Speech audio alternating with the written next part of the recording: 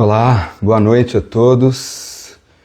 Espero que todos estejam me ouvindo bem e que todos estejam muito bem-vindos, muito centrados, para que a gente tenha uma conversa profunda, uma conversa de reflexões e consciência que envolve os impactos das guerras que acontecem nesse mundo, nesse momento do tempo, mas também o impacto das guerras dentro de nós, nas nossas guerras internas, em um momento do tempo onde já era extremamente previsto, que muitas escrituras falavam desses tempos, como os tempos do final dos tempos, ou os tempos do Armagedon, ou os tempos, enfim, do final do calendário maia e de uma nova terra.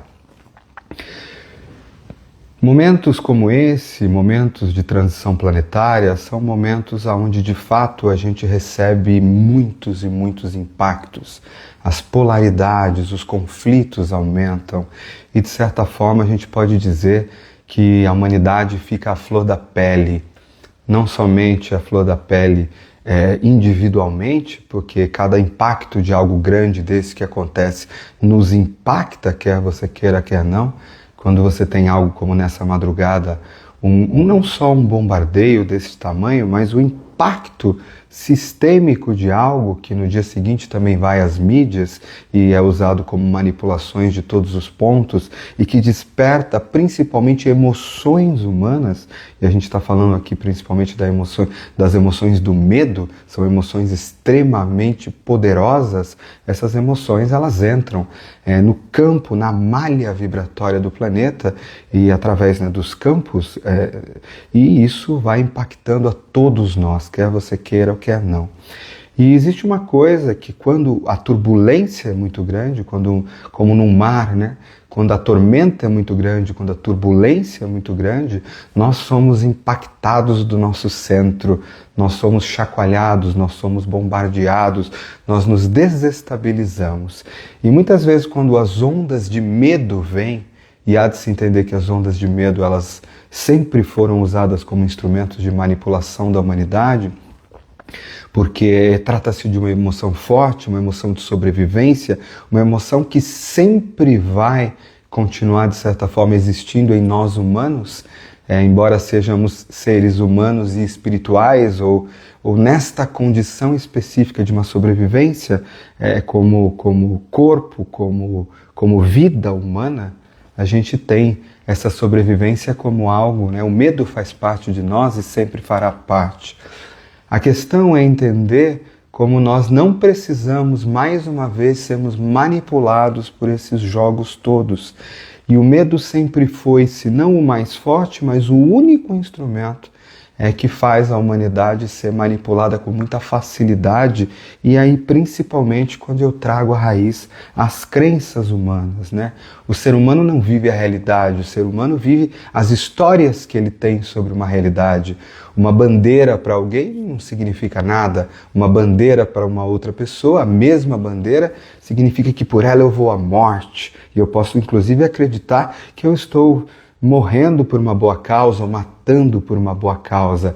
O mesmo símbolo não significa nada para um e significa muito para outro. Mas o símbolo em si significa alguma coisa, e a gente vai entender que não é sobre coisas, objetos e nem sobre realidade, mas sim sobre uma humanidade que vive sobre narrativas, sobre histórias que se transformam em crenças e emoções de sobrevivência que são, em combinação com essas crenças, extremamente usadas para que haja uma manipulação de todos nós.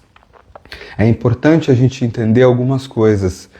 Nós não brigamos com os nossos sentimentos. Em momentos de muito impacto, e talvez alguns se lembram, como na pandemia, nós fizemos aqui a travessia e eu tive aqui por quase 90, 100 dias, todos os dias fazendo um trabalho que significava voltar ao nosso centro. Quanto mais a bagunça for lá fora, maior a necessidade de centrar. Quanto mais a porrada vem de fora, maior a necessidade de você encontrar dentro de si, na referência interna, um lugar de centramento e tranquilidade. Isso não envolve sair da realidade, nem que você quisesse, você conseguiria, ou se narcotizar, fingir que nada está acontecendo, que nós não vivemos pontos turbulentos. Eu queria tanto que isso não me pertencesse. Eu posso te garantir que o europeu, durante a Segunda Guerra Mundial, a maioria das famílias também não queriam que isso pertencesse a elas, e elas só apenas queriam viver uma vida comum, assim como você que está me escutando, eu imagino. Eu te garanto que os judeus antes do Holocausto, que estavam nos seus trabalhos, na medicina, na ciência, ou mesmo na agricultura em seus países, também não queriam que suas casas fossem invadidas, eles não queriam, não tinham nada a ver com aquilo que estava acontecendo.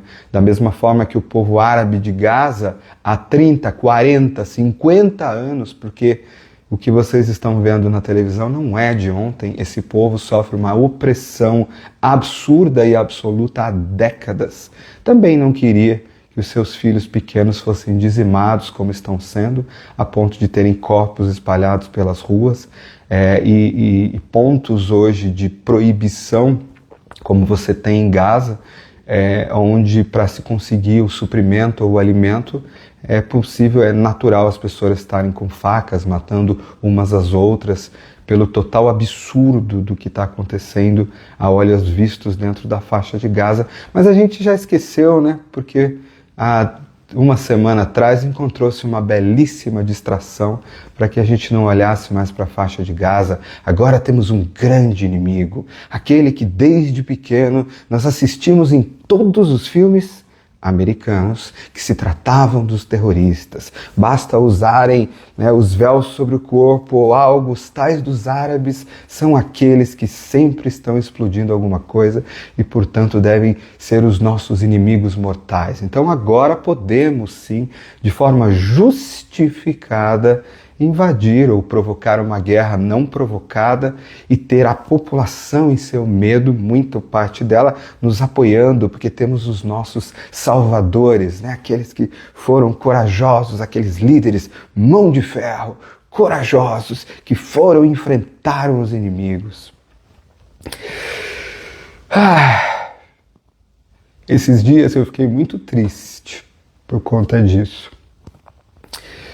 E não foi por conta da guerra em si ou das guerras, mas por eu olhar, não é possível que a humanidade ainda esteja sendo enganada pelo mesmo engano simples, a mesma história. E eu fiquei me perguntando, e a minha tristeza veio mais da ignorância e não necessariamente da violência que sempre teve aí. É como se a gente não se desse conta de que os nossos níveis de consciência estão procurando retroceder muito tempo atrás e os jogos estão sendo enganados pelos mesmos jogos. E hoje eu vou passar por todos os pontos, não só sobre o que está acontecendo no macro e externo, mas como isso revela o nosso micro dentro de nós. A primeira coisa é que eu honro qualquer medo e eu honro também o nosso lado animal de todos nós, de sermos pegos por essas coisas de inimigos aos quais nós devemos ser protegidos, Normalmente por homens brancos com tendência muito forte a machismo, autoritarismo e que vêm como grandes salvadores no seu poder, nos eliminar. Parece um filme do Rambo, gente, que não é do meu tempo. Isso beira o óbvio do ridículo, eu sinto muito dizer essas palavras, mas vamos falar de algumas coisas, primeiro do macro importante, e lá no final eu vou mergulhar no micro, o que tem dentro de nós que permite isso, e como o nosso inimigo não é o árabe, o nosso inimigo não é o judeu, o nosso inimigo não é o russo, nem o ucraniano, o nosso inimigo é a nossa inconsciência como humanidade, o nosso inimigo é a nossa ignorância, mental, inclusive, a nossa falta de conhecimento de como as coisas operam, e vivemos num momento do tempo onde eu percebo um emburrecimento muito grande das pessoas. É muito fácil as pessoas adotarem bandeiras, seja de Israel, seja da Bíblia, seja do Corão, seja de um suposto salvador político, sem conhecerem a história por detrás das coisas e saberem de onde tudo isso vem. Então a gente não está falando só de um autoconhecimento dentro de nós, mas de um autoconhecimento como povo. né? A gente não conhece a nossa história e cada vez menos, né? As crianças conhecem a nossa história. Não é essa história que está no livro, porque a história que está no livro, vou falar aqui do Brasil, ela não contém as histórias dos índios. Eu não vejo lá, né, os antigos caciques, ou as histórias, ou as culturas colocadas como ponto de vista ali. Ela não tem as histórias das minorias. A história do nosso planeta não tem muito, a história do Ocidente não tem a história que veio antes de Cristo. Estamos falando de 2000 anos, uma miséria perto de uma civilização de 10 mil como o Egito, ou de 15 mil como a Índia, ou 100 mil como na minha crença, foram quando os momentos onde a gente, de certa forma, passa a não ter a interferência dos outros povos. Primeira coisa que eu gostaria de fazer é discernir liderança. Qual é a diferença? E aí eu vou citar algumas figuras, e aqui eu não estou falando, não é a minha intenção falar de lado A ou B político ou econômico, porque na hora em que eu fizer isso, eu caio na armadilha da dualidade, embora o Nicolai Humano tenha as suas visões claramente, mas eu procuro o tempo todo não cair nessa armadilha. Observa a diferença. Eu vou citar alguns líderes aqui. Gandhi. Como é a liderança de Gandhi? Qual é um ponto crucial de Gandhi? Gandhi lidera uma revolução. Ele não ficou dormindo em casa, nem pregando que ninguém lutasse com nada, mas ele lidera uma revolução onde o seu inimigo é abraçado ao final. Ele lidera uma revolução onde ele vai falar, através da não violência, eu vou abraçar o outro povo. Clássica história de Gandhi é quando uma das suas pessoas diz, Mahatma, o que eu faço, né? O inimigo, né? A gente está falando de uma guerra antiga, né, que existia entre as etnias, o que o inimigo matou meu filho, o que eu faço? E Mahatma diz para ele, vai até a vila inimiga, onde tem muita pobreza, e adota uma criança da mesma idade do que a sua, e cria como se fosse seu. E então você terá a cura dessa sua dor que não vai embora. Quando você pega um líder como Mandela, você tem alguém 30 anos numa prisão, que tem um regime de apartheid que o faz perder a vida inteira, e quando sai dessa prisão, levanta uma bandeira e diz assim, não adianta eu reagir a este inimigo inconsciente, Pai, perdoai-vos, eles não sabem o que fazem. Eu preciso abraçá-lo, eu vou me tornar presidente de todo um único povo. Eu não vou usar o meu tempo para isso, para esse contra-ataque, porque eu vou gerar uma nova guerra. Eu vou usar o meu tempo para tentar construir uma África do Sul da forma mais inclusiva possível, seja para negros, seja para brancos, seja para as várias tribos em guerra, inclusive, dentro dos próprios pretos africanos, os diferentes povos, mas também o homem branco, que vem do inglês. E esse é um dos líderes, e talvez um dos últimos grandes do ponto de vista macroeconômico, ou macropolítico mundial, que foi admirado por todos os povos, que o coração bate, embora outros tenham vindo. Quando eu olho para Lennon, por exemplo, eu falo de alguém, imagine um mundo onde não houvessem muros, religiões ou países. A gente está falando de não ter divisões. Imagine um mundo, eu sei, né? You may say I'm a dreamer. Eu sei que você acha que eu sou um sonhador, mas eu não sou o único. Imagine uma líder como Madre Teresa, que muito distante de não combater, ela vai às ruas, e como cristã que era, ajudava a maioria do povo que não era cristão, né? Trabalhava cuidando da AIDS nas ruas da Índia, e onde a maioria das pessoas são de outras religiões, de outros lugares, e sequer nunca fez diferença enquanto isso. Todas essas pessoas, e eu tenho certeza que vocês sabem muitos outros nomes, também no microeconômico, eles foram líderes muito importantes, e você enxerga na mesma mensagem uma coisa que significa o seguinte: a liderança engloba todos os lados. A liderança não aponta um inimigo ou não faz uma guerra, não vira alguém contra alguém em nome de uma bandeira. Ela pode até ser o teu viés, né? Quando a gente olha, Mandela tem o seu caminho, a sua religião, a sua cultura. Madre Teresa tem o seu caminho, a sua religião, a sua cultura. Lennon tinha a sua não religião, como ele dizia, e a sua cultura. Gandhi tinha. E eu pergunto para você, e muito hoje, aqui falando de Brasil, o nome, né, a Bíblia, o cristianismo, está sendo cada vez mais usado como uma instrumentalização da não aceitação ou do julgamento do outro, de acreditar que de fato há escolhidos e os outros são excluídos. Da mesma forma, no árabe, isso é feito também para alguns pequenos grupos radicais que acabam se tornando terroristas, mas que nada tem a ver com a realidade também. Eu já disse várias vezes, eu tenho a alegria, a honra de ter amigos em Israel e ter amigos em países árabes e ter comunicação com eles nesse momento do tempo, assim como muitos amigos nos Estados Unidos estão profundamente tristes e até envergonhados, né? Eu tive um momento da minha vida, muitos anos atrás, que eu estive em Auschwitz. E quem conhece Auschwitz, né, na Polônia, o principal campo de concentração do nazismo, e para quem já esteve lá, vai se lembrar muito bem daquelas cápsulas de vidro onde estão os sapatinhos das crianças que foram para a câmara de gás. Crianças judias, há não muito tempo atrás. Quem se lembra, né, do filme lindo do Roberto Benigni, A Vila é Bela? Eu tive lá e é impossível. E eu tive uma coisa muito interessante, que eu estive junto com um alemão, que eu conheci sem querer. A gente dentro de um hostel na época, muitos anos, 15, 20 anos atrás, não me lembro bem, e nós entramos juntos. E eu me lembro de sentar com ele lá fora, onde você enxerga, né, aquela entrada de Auschwitz, que está escrito trabalho enobrece, porque as pessoas eram levadas para lá não como, olha, esse lugar é o seu inimigo, não. Aqui é o lugar onde vocês vão encontrar trabalho, onde vocês vão prosperar.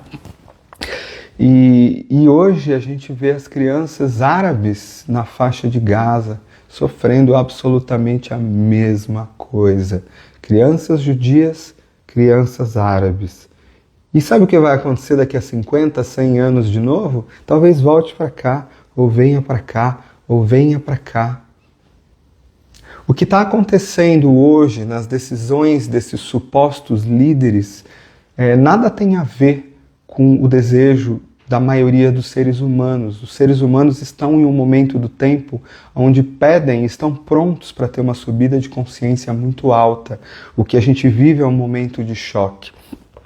Então, se você vai para uma família, não radical, mas uma família em Israel, ela também vai sentir a mesma coisa contra essa guerra, como eu tenho colocado aqui tantos judeus incríveis, Dr. Gabor Mate, que eu sempre coloco, maior especialista em trauma da humanidade, acenando contra o genocídio, e muitas outras, a própria comunidade de artistas e tudo mais. Então, quando você olha, e aí olhando para Mestre Jesus, Jesus nasce num mundo onde ele era o pária, né? Aquilo que ele fala não faz sentido, é atacado, seja pelo judeu, seja pelo fariseu, seja pelo romano. Esses seres eram o que na época, talvez nós, como sociedade, estejamos atacando, como nós, como sociedade, estejamos apontando o dedo ou dizendo, olha, você não é isso, não é aquilo. E o que é a grande mensagem que se prega também? A compaixão. Se prega, olha, dê a sua face ao outro. O romano não sabe o que faz. O soldado não sabe o que faz. Por que essa mensagem choca o mundo tão fortemente naquele momento do tempo? Porque ela fala sobre igualdade e ela fala sobre todos os homens e almas e espíritos, não importa de onde nasceram ou vieram, eles são homens e mulheres que vêm de um mesmo Pai, né? Na metáfora de Jesus, sempre olhando para... Você percebe uma similaridade nessa liderança com a liderança de Mandela, com a liderança de Gandhi, com a liderança de Madre Teresa. Então prestem bem atenção. Todos esses grandes líderes que estão acima da questão da manipulação, eles não estão colocando você contra alguém. Eles estão fazendo exatamente o contrário. Eles estão dizendo sim, eles não sabem o que fazem, prestem atenção, cuide disso, cuido de A, mas você e o outro são iguais. A sua dor e a dor do outro são a mesma. Você quer ter uma família tranquila e segura? O árabe na faixa de Gaza também quer. O judeu também quer. O ucraniano também quer. Eu já contei também algumas vezes, no ano passado eu estive na Índia por quase um mês com um grupo de russos, muitos se mudaram para a Geórgia, né, o país ao lado. Eles não tinham nada a ver com, eles tinham também vergonha do que era, de certa forma, aquela invasão à Ucrânia. E a gente pode pensar, né, a Rússia precisa de mais território, é o maior país do universo, será que precisa de mais território? Sobre o que a gente está falando para tudo isso? Então, o que acontece? Neste momento do tempo, é natural que você tenha medo. É natural que qualquer um tenha medo e não vai diminuir, gente.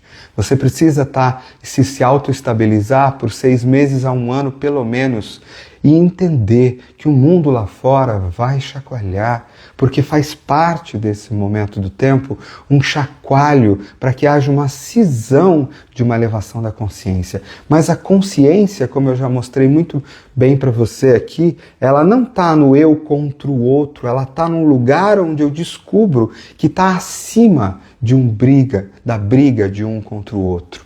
E agora eu vou contar uma dinâmica bastante diferente. Olha que interessante.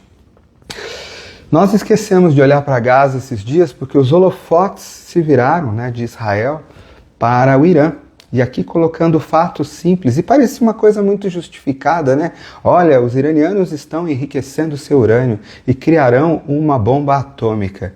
Gente, a primeira vez que isso foi dito foi em torno do ano de 99 a 2000.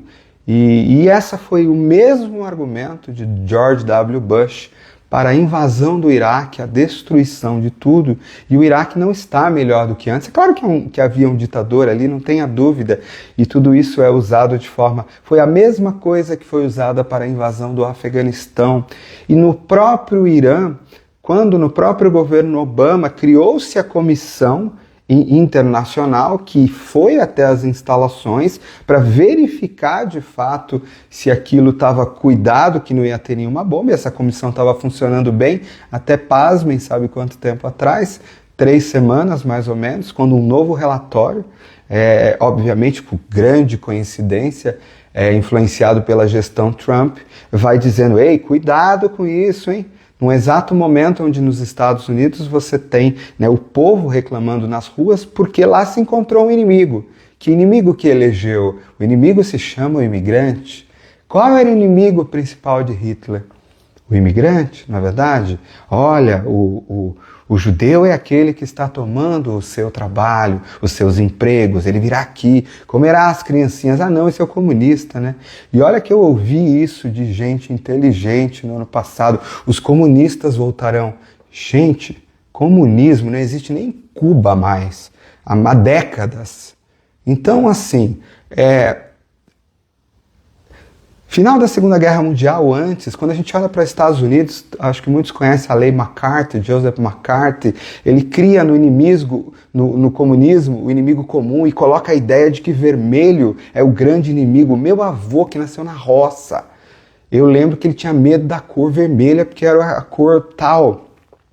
Então, e para isso foi justificado o quê? O governo Getúlio Vargas no Brasil, por exemplo, a ditadura foi justificada em cima disso. O próprio governo, os governos todos de autoritarismo são justificados sempre em nome de se salvar um determinado inimigo e, portanto, a gente tem que ir para cima. Entenda, todas as vezes que você sentir medo, e em momentos como esse, alguém aparecerá apontando este medo, dizendo que ele pode piorar se ele não for aquele que, portanto, vai se salvar. O que o medo faz com o homem? O medo faz com que o homem perca sua autoridade interna e que ele, portanto, se sinta desprotegido. E ao se sentir desprotegido, ele fala, preciso de papai, alguém tem que me proteger.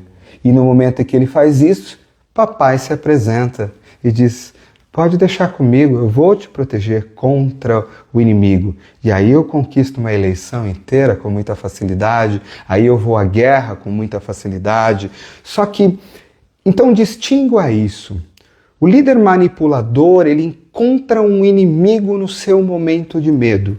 E ele usa e aumenta, seja manipulando a própria mídia, né? E não é à toa que Elon Musk sempre está envolvido nessa história, ele contém toda a cadeia de satélites que estão colocadas neste planeta, manipular a comunicação, como Mark Zuckerberg é manipular. Nossa, eu esqueci que eu estou falando da empresa dele aqui, talvez eu seja cortado.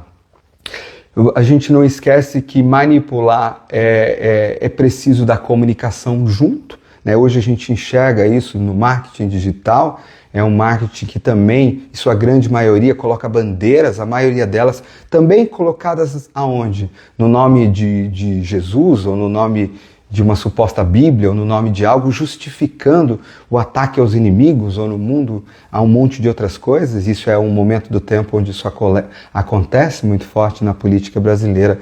Mas isso, na verdade, só muda a figurinha, de alguma forma, porque o que a gente tem? A gente tem que nomes sendo usados normalmente para justificar um inimigo. Em nome de Deus eu vou à guerra. Em nome da Bíblia, estes são os inimigos.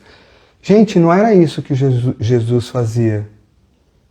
Coloca Jesus hoje, imagina só por um segundo. Imagina por um segundo.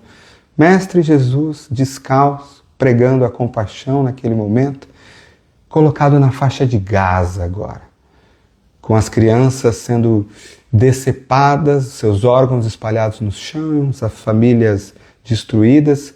Você acha que Mestre Jesus ia olhar e falar assim, sabe o que é? Acho que eu não vou ajudar, porque são árabes. Eles não acreditam em mim como Deus. Eu sou a verdade e o caminho. Não significa me sigam, me defendam e façam guerra por mim, gente.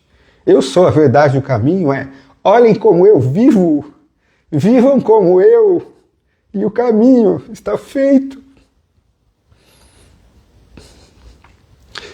E não me importa se é o seu pastor, o seu político, ou o que quer que seja que está te manipulando. Qualquer coisa, ou teu chefe, ou teu líder, ou outro do outro lado do planeta, qualquer coisa que seja, encontrando, está tudo bem eu destruir 20 mil crianças árabes, eu tenho uma justificativa. Houve um ataque terrorista do Hamas, estamos com 100... Claro que o ataque terrorista é real e que isso é do mesmo nível de consciência, mas no momento em que você achar que uma vida judia vale mais que uma árabe, você está errado. No momento que você achar que uma vida nossa aqui ocidental cristã vale mais que uma vida hinduísta, você está errado. No momento que você achar que tudo bem, e aí a gente justifica por causa disso. Um pequeno ataque, então nós podemos ir contra... Só que nós somos suscetíveis a essas emoções de ação e reação, porque naquele momento a bandeira prega dentro de nós, é uma sobrevivência, e você vai contra aquele inimigo. E eu te digo, não caia nisso. Se o medo vier, busca a segurança dentro de si. Nunca foi tão necessário meditar. Se você não fizer todos os dias um lugar onde você volta para dentro de si, sabe para quem você vai perguntar que lado ficar dessa guerra? Para o teu coração. E entender e lembrar que os grandes líderes nunca pregaram guerra. Podem ser que embates fossem necessários no momento de ataque. Nunca houve uma propaganda para se iniciar uma guerra. Se você olhar no jornal detalhes, você vai ver a propaganda. As instalações nucleares não foram 100% destruídas. Eu acabei de ler hoje. Sabe o que eu entendo? Sabe o que a população vai fazer? Então o risco continua. O Salvador chegou. Eu tenho um Trump indicado pelo Paquistão, pela recente disputa que está tendo na Caxemira, como Prêmio Nobel da Paz. Como que a gente faz para levantar? E aí eu digo, a diferença desses que se apresentam como salvadores, eles precisam de um inimigo, seja do imigrante, seja do árabe, seja do judeu. e a propaganda vai operar junto. A propaganda não começou agora no nosso marketing digital, que é tão forte, e nem aqui no Instagram, embora seja extremamente perigoso falar com algoritmos hoje. Por quê? Porque eles te mostram aquilo que a tua crença já vê. Então, se por um segundo você olha para aquilo e fica um segundo mais parado na tela, o algoritmo sabe que aquilo despertou a emoção do teu medo e ele vai mostrar amanhã mensagens que validam, e validam, e validam, e validam, validam aquilo que você já pensa de forma fechada. Não seja refém da comunicação. Você pode sim ter a comunicação, eu preciso dela para trabalhar, para viver. Mas saiba que há um jogo por detrás do jogo. E o jogo não está na direita nem na esquerda. O jogo não está no árabe nem no judeu. O jogo está numa manipulação por detrás disso, que aproveita a sua bandeira, que aproveita o seu medo. Se você é árabe contra o judeu, se você é direita contra a esquerda, esquerda contra a direita. Qualquer que se intitule direita e acredite que em nome dessa limpeza temos que atacar o fulano. Gente, intolerância faz parte da distorção disso. Isso nada tem a ver com os valores de conservar a sociedade. Eu quero ver um político capaz de ter a sua bandeira e chegar e olhar para o outro lado e dizer, olha, essas suas ideias são muito boas. Eu, inclusive, vou colocar dentro do meu governo. Eu gostaria de chamar algumas pessoas para compor o meu ministério. Nós temos um país com uma política feita de covardes. Covardes que são instrumentalizados por vozes na rede social, instrumentalizados pelo medo e muitos instrumentalizados por crenças religiosas ou pela bandeira que está por detrás disso. Quando eu falo covardes, eu falo de pessoas não covardes, eu falo no sentido de que ter coragem de manipular o ser humano dessa forma, ter coragem de, é possível sim, então eu criar uma guerra, ou estourar uma bomba no momento exato para desviar dos problemas que eu estou tendo, por exemplo, dentro dos Estados Unidos, com as insurreições, ou é possível sim, isso é o que mais me entristece. Então, aí eu acho que a pergunta vem bem importante nesses tempos. As bombas vão continuar, todas as questões do imigrante vão continuar, todas as dificuldades vão continuar. O que você tem que fazer dentro de você para não cair nessa história? Primeiro, se você cair na manipulação e se o medo aumentar demais, ele pode aumentar, porque os meios de comunicação vão fazer ele aumentar dentro de você, você tem que ter consciência de que esse medo existe, olhar para ele e falar, caramba, eu gostaria muito de me proteger, de fato eu tenho medo que estoure uma bomba nuclear, e de fato deveria. Ao mesmo tempo, olhar para a minha impotência diante disso. Sim, você é impotente diante de algo maior do que você. Você é impotente diante de um terremoto. Você é impotente diante de um cometa que estoura. Impotência nos faz humanos. Então eu não consigo agir contra a guerra que está do outro lado, mas eu consigo agir dentro de mim e verificar se o meu medo não está me deixando uma presa fácil para que alguém levante uma bandeira e, sem perceber, eu estou automaticamente justificando de que tudo bem aquilo ou aquilo outro, ou até admirando alguns desses líderes tão fortões, né? E aí é importante que você olhe para o seu medo e fale, realmente, eu tenho esse medo, mas eu não vou cair nessa conversa, nessa história de que alguém ou um protetor chegou aqui para me salvar. E sempre se pergunte se a voz que está falando para você é uma voz que te devolve o poder ou te tira o poder. É uma voz que está dizendo para você, as respostas estão aí dentro, se encontra, procura dentro do teu coração. Não faz sentido você aí dentro automaticamente abraçar essa bandeira de um país contra o outro, de um lugar contra o outro. São todos seres humanos. Se você está perdendo essa capacidade de sentir o coração e a dor do árabe, ou do judeu, ou de qualquer um, de qualquer lugar, ou daquele que é da outra religião que não é a sua, ou daquele que é da esquerda ou da direita. Se você está perdendo essa capacidade, você já foi sequestrado. Você se torna uma presa fácil. Sem você perceber, os teus instintos se colocam numa bandeira e um salvador aparece. E aí você está seguindo ele e fazendo as coisas e justificando. Os grandes mestres não te pediram para que fossem seguidos. Gandhi, Madre Teresa, Mandela, ninguém pediu. E a mensagem não foi sobre eles, foi sobre inclusão. Se um inimigo é apontado para você dentro ou fora, você está caindo num risco. Investiga dentro de você.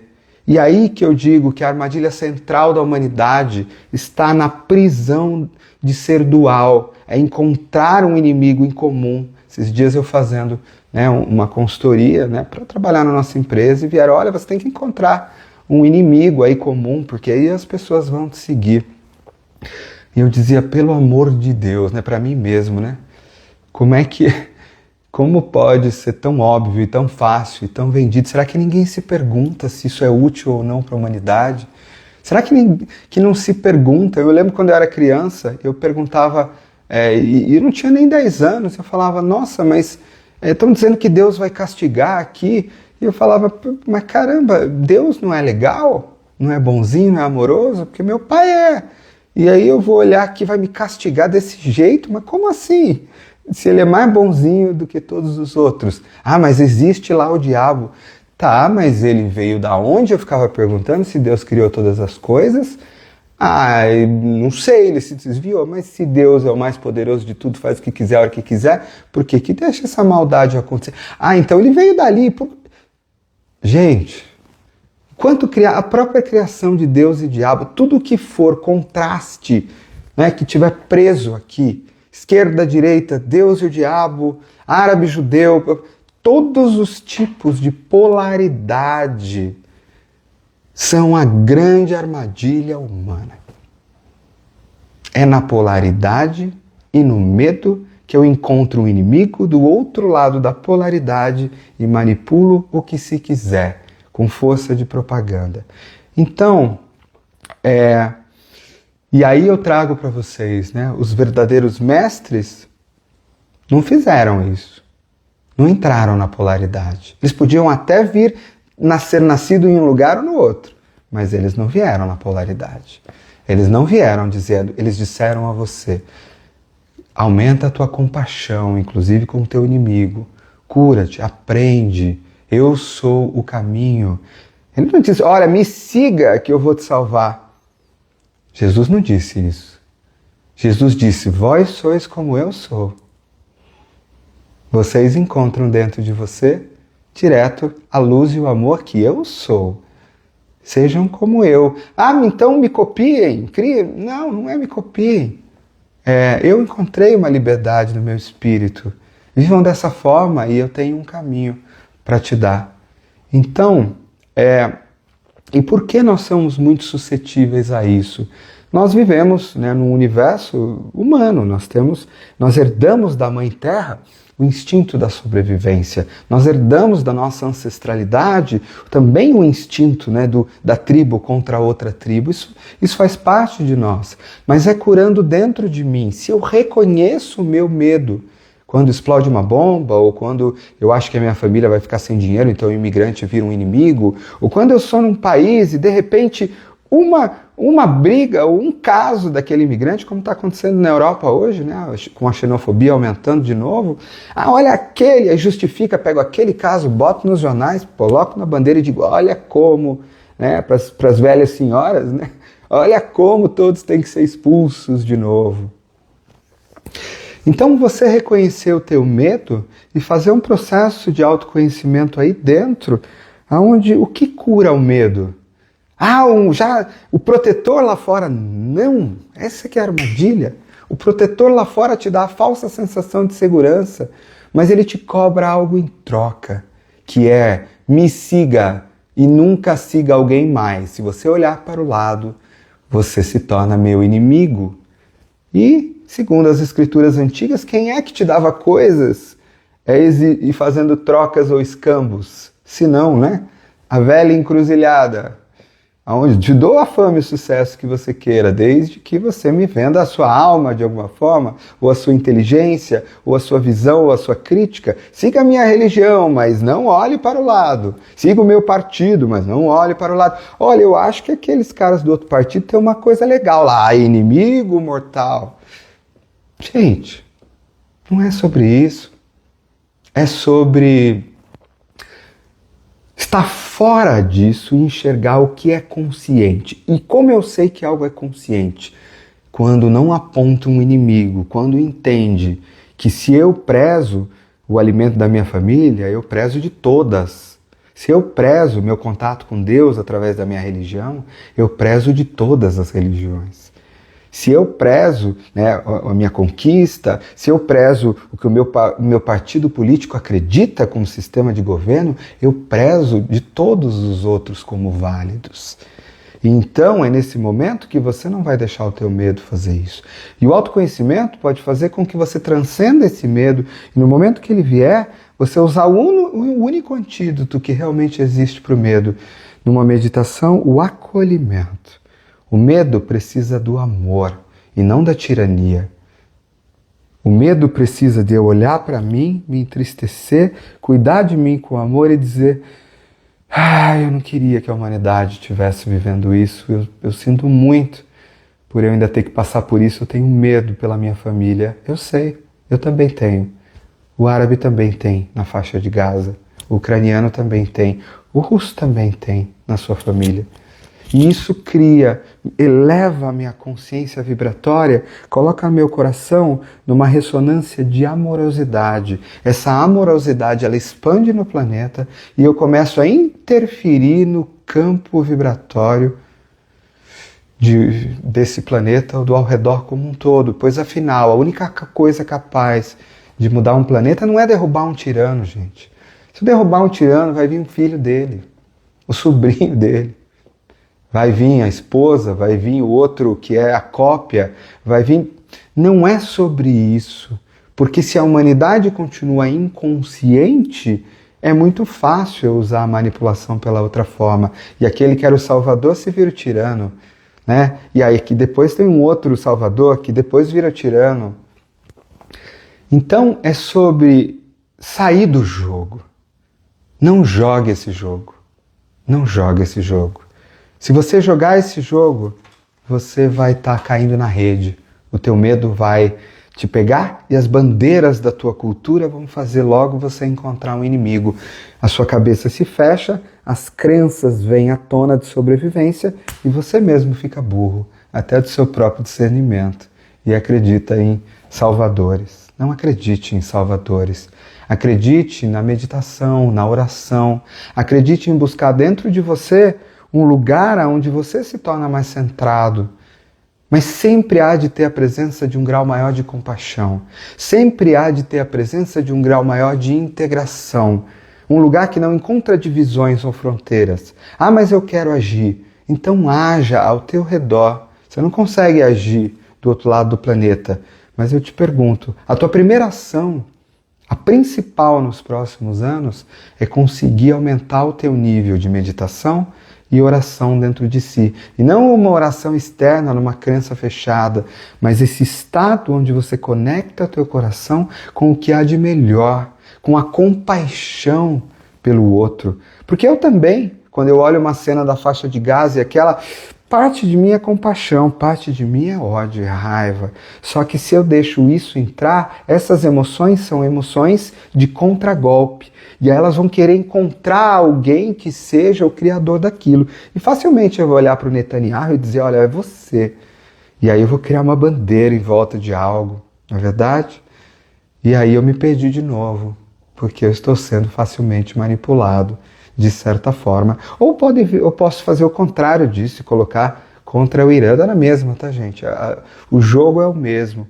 Então eu tenho que observar pelo autoconhecimento isso em mim e tenho que entender esse sentimento, embora humano e justificável, vai me aprisionar em alguém que deseja a guerra.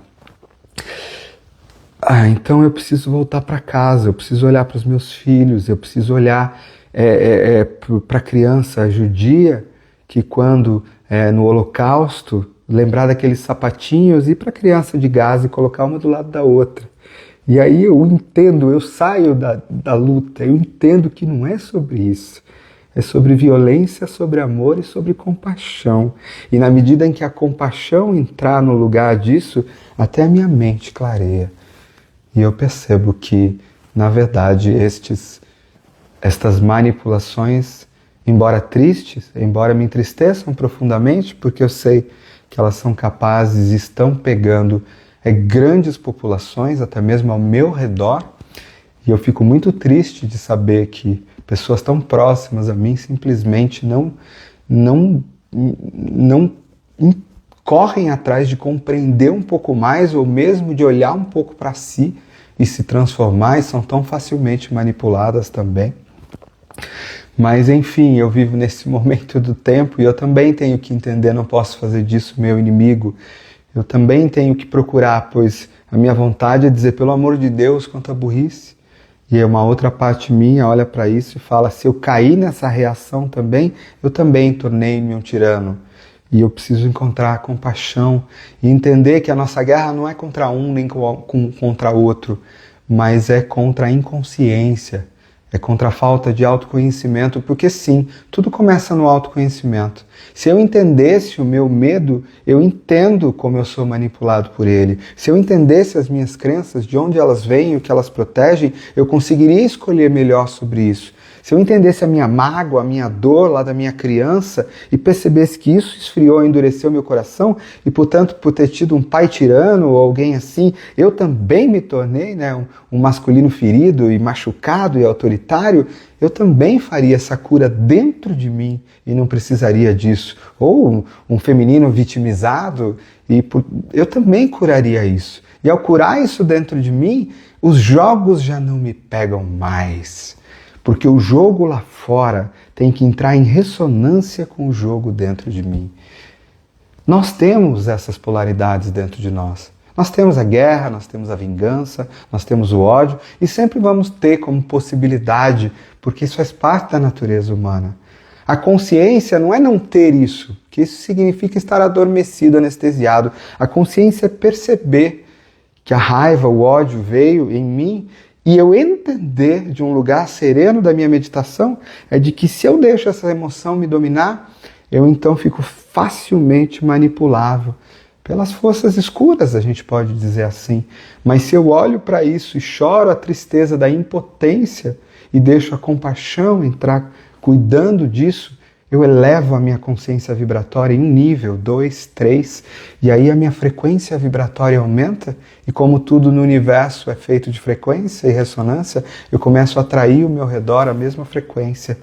Talvez isso não pare uma guerra em lugar nenhum, não tenha dúvida, mas para uma guerra dentro de mim, para uma guerra dentro da minha família, para uma guerra ao meu redor. Pois afinal, somos potentes, onipotentes? Não, não somos. E então, quando eu chego neste lugar de uma vibração mais elevada, onde eu não vejo o inimigo, mas eu vejo o inimigo como a dor, eu vejo o inimigo como a destruição, eu vejo o inimigo como a inconsciência, eu vejo o inimigo como a frieza, esse é um inimigo, e eu reconheço a existência desse inimigo dentro de mim, então talvez esse possa ser uma bandeira para mim, não é verdade? Não siga bandeiras demais, mas é uma bandeira talvez que me diga, eu vou me tornar mais consciente, eu vou encontrar a guerra em mim, eu vou encontrar minhas fontes de medo, eu vou curar as violências dentro de mim. Essa é a minha bandeira, quem sabe? E se eu tiver essa bandeira nessa frequência, a minha mente vai ficar muito mais clara e ela vai saber o que é mais justo. O mais justo não é o que me dá poder e tira poder do outro. Agora nós somos o exército, nenhum outro do mundo seria capaz de destruir. Percebe que esse é um discurso messiânico que envolve poder, né? Em qualquer lugar. E aí uma parte nossa pode falar, que bom que eu sou protegido por isso. O poder está dentro de você. Não delega esse poder para ninguém. Não delega poder para governante, não delega poder para ideologia política, não delega poder para a religião, não delega poder para nada. Você pode escolher ter essas coisas, mas faça-o por um lugar de consciência e não entregando o seu poder. Quer encontrar com Deus? Está aí dentro de você. Mergulha profundo nesse lugar. Você não é um escolhido. Todos somos escolhidos. Todos os seres não são filhos do mesmo Pai. Que Pai é esse que escolheria alguns e empurraria outros? Não é disso que está sendo falado. Todos aqueles que se auto-escolherem podem encontrar o seu caminho. E aqueles que escolherem, não escolherem, têm esse direito como livre-arbítrio. E é sobre isso que é essa experiência humana como um todo. Então, saia do jogo, não jogue. Toda a polaridade, toda a guerra que você... todo o radicalismo é a mesma coisa. Não importa se é esquerda, direita, acima ou abaixo.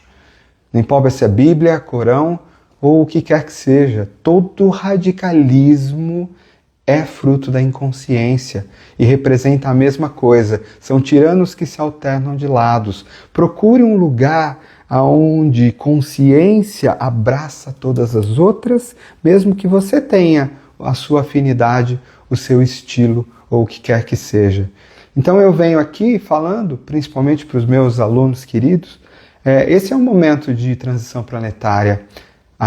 Os choques externos vão continuar. Isso não vai acabar. Esteja preparado para alguns anos de muitos choques. O que vocês devem fazer?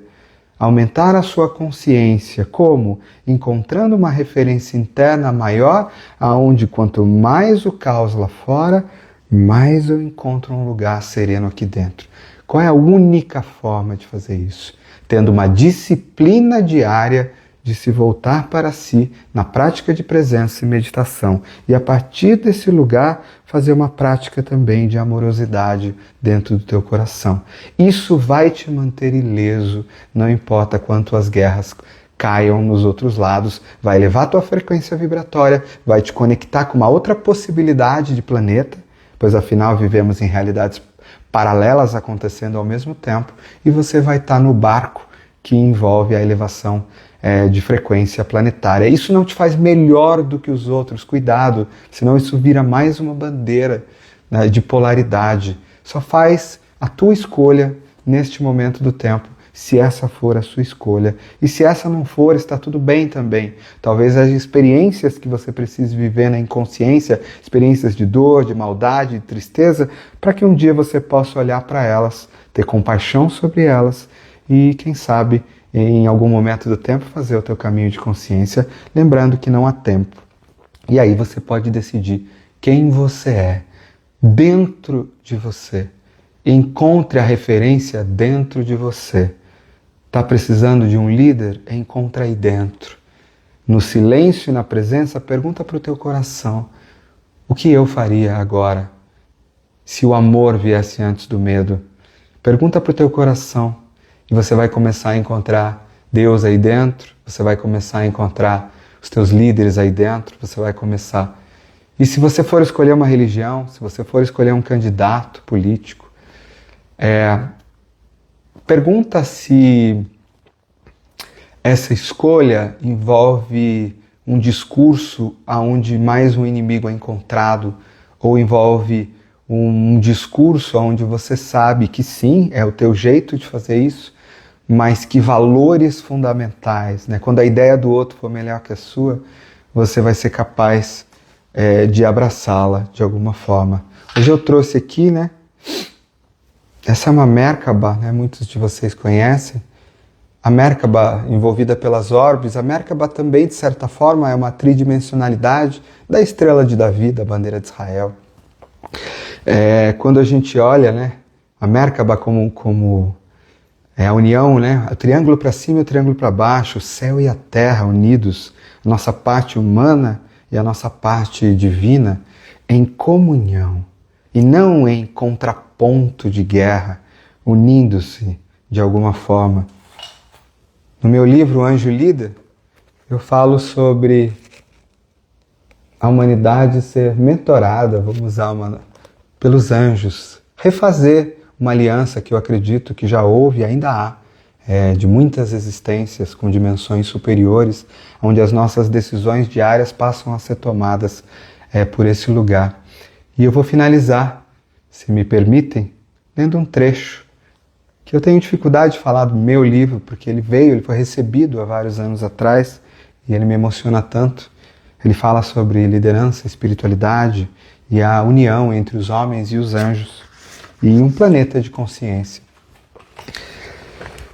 E já tem muitos anos que ele está aqui.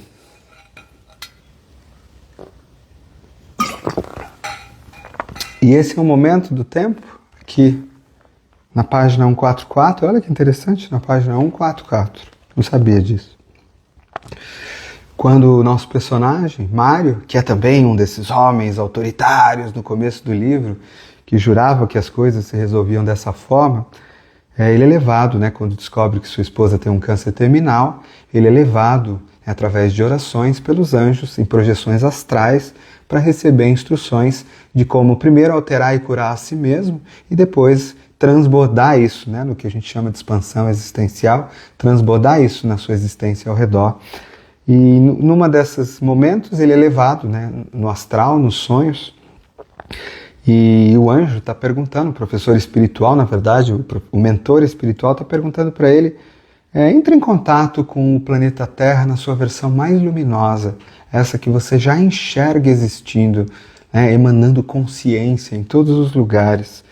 E ele pergunta, como é esse planeta, então, que você está vendo? Como são as pessoas, os sistemas, os governos e as organizações? Em que as pessoas acreditam? A que elas dão valor? Como vivem e o que fazem?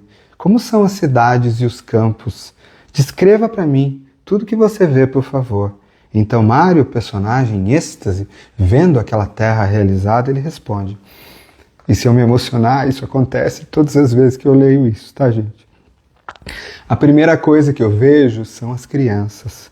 São crianças do mundo todo, incluindo as da África, da Ásia, Oriente Médio, das Américas, da Oceania, Europa e de todas as periferias e sertões áridos do Brasil, indo para escolas maravilhosas. Todos os pequeninos são recebidos pelas manhãs por professores amorosos, gentis, dedicados e preparados. As escolas são bonitas, coloridas e repletas de verde. Esse ritual de entrega dos filhos à escola é sagrado para todas as culturas no planeta e todos fazem uma pequena reza de celebração em diversas línguas quando deixam seus filhos nesse lugar de amor. Lá são amados pelos professores e aprendem matemática, geometria simples aplicada ao dia a dia e também as leis de construção do universo, vistas em todos os lugares. Aprendem a astronomia e, ao mesmo tempo, a astrologia, compreendendo que há uma união entre a matemática e o sagrado. Recebem aulas de culinária saborosa e saudável, compreendendo a natureza de cada um dos alimentos, suas propriedades e efeitos na saúde das pessoas e do planeta. Aprendem a história do planeta desde os tempos da Atlântida e das civilizações avançadas que ajudaram a iniciar o projeto chamado Terra, passando por Egito, Grécia, China, Índia, suas filosofias, culturas asteca, maia e inca, sabedorias e histórias indígenas e de populações em todos os cantos da Terra. Não há preocupação com datas nem nomes, apenas em compreender que o planeta é um só e que as culturas são lindas e diferentes. Eles aprendem porque cada uma dessas civilizações prosperou e sucumbiu. São instigados a refletir sobre os erros que cometeram e qual a lição deixaram para nós. Há um ênfase nas consequências negativas de todas as guerras ao longo da história e nas consequências benéficas da tolerância, da amizade e da conversa, da diplomacia. A principal habilidade de toda a liderança verdadeira. Estudam biologia para admirar, entender e respeitar a perfeição da vida. Meditam todos os dias e aprendem a cultivar os momentos de silêncio em meio aos ruídos do dia a dia. Todas as escolas incentivam as orações, por meio das quais as crianças mantêm vínculos diários com seus mentores espirituais, anjos da guarda, e com o espírito da Mãe Terra. Elas assistem a vídeos e falam com crianças de outras culturas todos os dias, em telões, e aprendem mais sobre elas, suas diferenças, passando a admirá-las e respeitá-las. São incentivadas a serem irmãs. O autoconhecimento, a percepção e a aceitação de suas próprias emoções, crenças limitantes e pensamentos repetitivos são tratados diariamente e naturalmente como matérias da própria escola. As crianças correm, nadam, plantam, rezam, ouvem histórias e recebem carinhos e abraços dos professores. São preparadas para amar, aceitar e a modificar o mundo como líderes. No final do dia, voltam para casa e encontram um lar harmonioso. Então, Mário silenciou-se por alguns instantes. Foi uma avalanche de imagens seguidas de palavras quase desmedidas. Não sabia porque as escolas e as crianças tinham aparecido em primeiro lugar. Ainda estava zonzo com tudo aquilo. Então, o professor espiritual perguntou: e as organizações, Mário, como são? Os líderes delas, os líderes políticos, a liderança como um todo? E Mário foi envolto mais uma vez por emoções descontroladas. E aí o último parágrafo hoje. Os líderes são homens e mulheres de bem. Não são apenas pessoas com poder, posses ou habilidades extraordinárias, mas mestres de si, maduros emocionalmente, exemplos de demonstração de virtudes e sabedorias para os demais. São respeitados, admirados e simples. Assemelham-se a professores, pais e guerreiros samurais. Há uma conexão profunda de propósito, uma devoção ao sagrado e ao bem, e um alto grau de autoconhecimento e conhecimento sobre política e economia, além de coragem e assertividade para encampar e liderar projetos e decisões. Eles se consideram servidores no mundo, das pessoas e dos sistemas a que atendem. São muito responsáveis e amam profundamente aqueles que orientam. Isso se aplica a líderes de empresas, líderes políticos, líderes educacionais e líderes religiosos. Tratam-se de pessoas conectadas à responsabilidade de construir e manter um planeta belo.